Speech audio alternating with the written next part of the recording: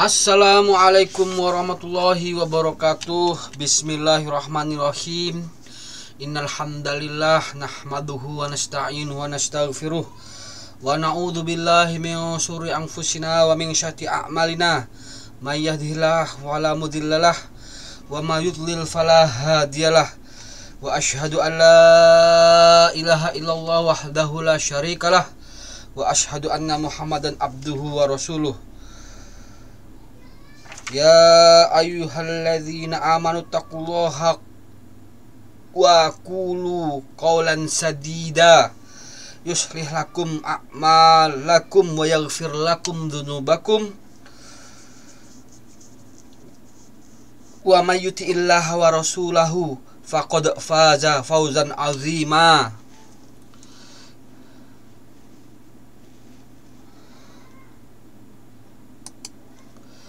Ya ayuhan nasu inna khalaqnakum min dzakari wa untha wa ja'alnakum syu'uban wa qabaila lita'arafu in akramakum 'indallahi atqakum innallaha alimun khabir. Amma ba'du fa inna khairal hadithi kitabullah wa khairal hadi Muhammadin sallallahu alaihi wasallam wa syarrul umuri muhdatsatuha fa inna kullah muhdatsatin bid'ah wa kullu bid'atin dolalah wa kullu dolalatin finnar. Amma ba'du, berjumpa kembali bersama saya channel Al Husain. Kali ini saya akan berbicara tentang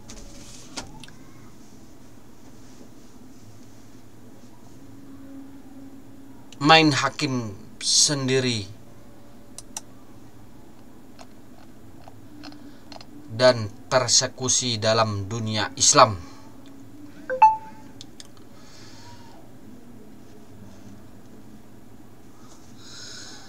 Main hakim sendiri atau vigilantisme terjadi ketika seseorang atau sekelompok orang mengambil alih peran penegakan hukum tanpa otoritas resmi. Ini seringkali dipicu oleh ketidakpercayaan terhadap sistem hukum yang ada atau oleh keinginan untuk segera mendapatkan keadilan. Dalam Islam, Allah Subhanahu wa taala telah menegaskan bahwa hukum harus ditegakkan oleh mereka yang memiliki otoritas. Dalam surah An-Nisa ayat 58, Allah berfirman, sesungguhnya Allah menyuruh kamu menyampaikan amanat kepada yang berhak menerimanya dan menyuruh kamu apabila menetapkan hukum di antara manusia supaya kamu menetapkannya dengan adil. Ini berarti main hakim sendiri jelas tidak diperbolehkan dalam Islam karena dapat mengarah pada ketidakadilan. Jika kita perdalam kandungan surah ini dan mencoba kita tadaburi semakin dalam, kemudian kita bayangkan tentang kisah kematian para sahabat seperti sahabat Umar, Utsman, dan Ali radhiyallahu anhuma, kita akan mengambil keputusan atau menilai sikap-sikap bahwa tindakan main hakim sendiri itu sebenarnya adalah perbuatan kelompok-kelompok kaum pembangkang, kelompok sempalan dari dunia Islam yang bernama kelompok Khawarij, yang karakter-karakter mereka adalah mempersekusi, bermain hakim sendiri. Karena perbuatan utama mereka itu adalah untuk membuat kekacauan dengan pertama melakukan persekusi, kemudian pasti puncaknya otomatis dia akan melakukan bermain hakim sendiri, dan seolah mereka adalah pemegang kunci surga, pemegang cara beragama yang benar, dan lainnya. Jika kita kembali lagi tentang kisah kematian sahabat Umar yang ditikam, Bagaimana sahabat Utsman yang dipersekusi oleh kaum Khawarij, oleh kaum Khawarij. Sahabat Ali radhiyallahu anhuma dibunuh oleh orang Khawarij yang bernama Abdurrahman bin Muljam, seorang penghafal Al-Quran, hafiz Al-Quran, yang dia itu berbicara agama, memahami Al-Quran itu cuma sebatas di lisan-lisannya saja, atau cuman menyampai di tenggorokan, tidak sampai ke dalam kolbu dan hatinya. Dialah kaum Khawarij yang keluar dari barisan kaum muslimin. Jika kita perdalam lagi, kita analisa dengan keadaan kita saat ini, terutama dalam memahami setiap pergolakan pemikiran, perang pemikiran, munculnya kelompok-kelompok di zaman ini, khususnya di Indonesia. Sebenarnya yang pantas digelari Khawarij sejati atau rajanya Khawarij itu kita bisa mengetahui ya, kelompok mana yang punya karakter seperti itu, yang mempunyai karakter seperti kaum Khawarij tersebut.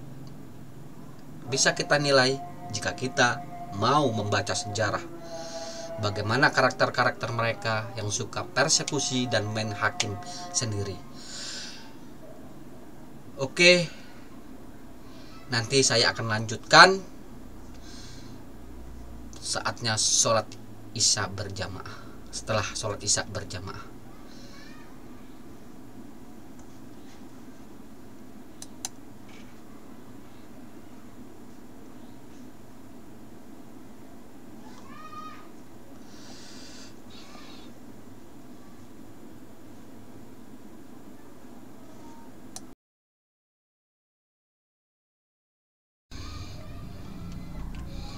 Melanjutkan kisah tadi,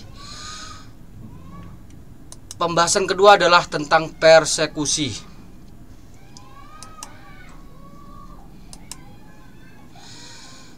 Persekusi.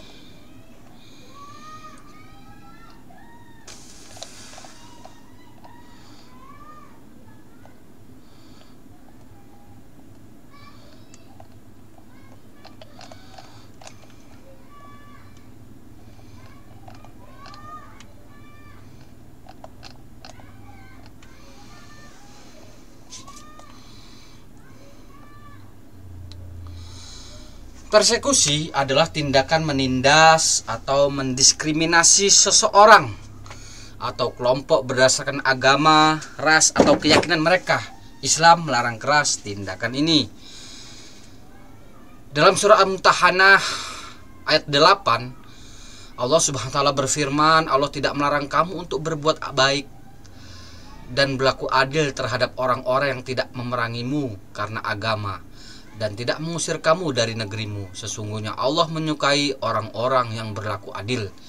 Ini mengajarkan kepada kita bahwa Islam mendorong kebaikan dan keadilan, bahkan terhadap mereka yang berbeda keyakinan.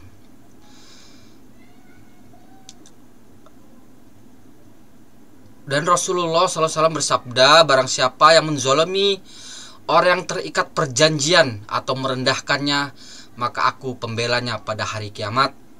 Dalam sebuah hadis Rasulullah SAW memperingatkan kita tentang konsekuensi menzalimi orang, terutama mereka yang berbeda keyakinan. Ini menunjukkan betapa pentingnya menghormati hak-hak semua individu dalam Islam. Jadi Rasulullah SAW melarang menzalimi orang lain, berkaitan seperti terjadi yang pada saudara Harry Pras kepada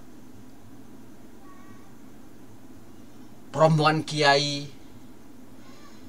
yang di Karawang. Itu termasuk perbuatan persekusi yang dilarang Islam. Semoga Allah melindungi bangsa kita memberi petunjuk hidayahnya kepada umat Islam di Indonesia untuk selalu memegang prinsip kebenaran. Karena di zaman ini sungguh amat sangat mengerikan. Subhanakallahumma bihamdika asyhadu alla ilaha illa anta astaghfiruka wa atubu ilaik. Assalamualaikum warahmatullahi wabarakatuh.